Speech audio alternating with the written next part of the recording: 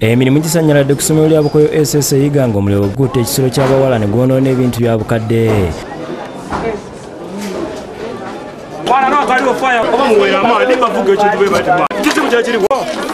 Omuliro guno ogambibwa okuva ku masannyalaze teguliiko muntu n'omu gwe gutuusizaako bulabe.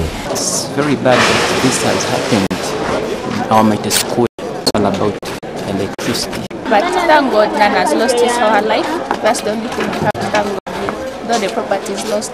Wabula omu ku baana azirise mu kavuvuŋŋano kano n'addusibwa mu ddwaliro nga biwala ttaka.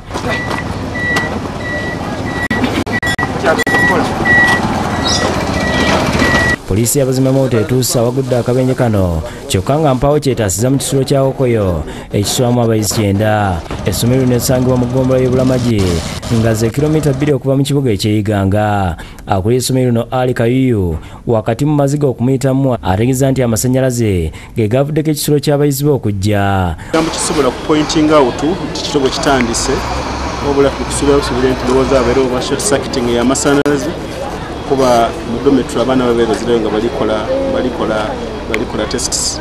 Kayuyu awanjagidde aba minisitule y'ebyenjigiriza n'abakwatibwako abalala okubayamba kubanga kati basigaza kimu kwemagaza. Stakeholders bonna ne Ministry of Education and Sports okubona nti kuyamba abaana bano n'abazaire okuyizaawo ebintu byabwe. Ne dormitory number tuli bana ife bajja kusula in the short run. Bukedde TV mu kwogerako n'abayizi abafiiriddwa ebintu byabwe bagambye nti omuliro gubayisiza bubi ng'era tebasigaza kantu konna.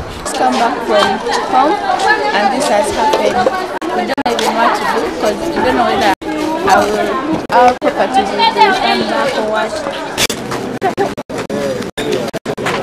Omuduumizi wa poliisi mu bitundu bya Busoga Moses Muluya agambye nti wadde omuliro gusiddwa ku masannyalaze naye nga bo bakyagenda mu maaso n'okunoonyereza okuzuula ddala ekituufu ekyabaddewo. Wabula ekimu ku bimotoka bifudde mu kaseera omuliro ogutuntumukidde era abamu ku bali ku lukiiko olufuzi olw'essomero n'abazadde baddusizambu okutuuka mu kifo okulaba ogubadde nabo ne bennyamira ku ekyo ekiguddewo. Kisulo ky'abagala Bukoyo House ebintu byabwe byonoonye byonna Era kituli kyamukola. Ivan Lubega yakusakidde gwino ku Bukedde TV.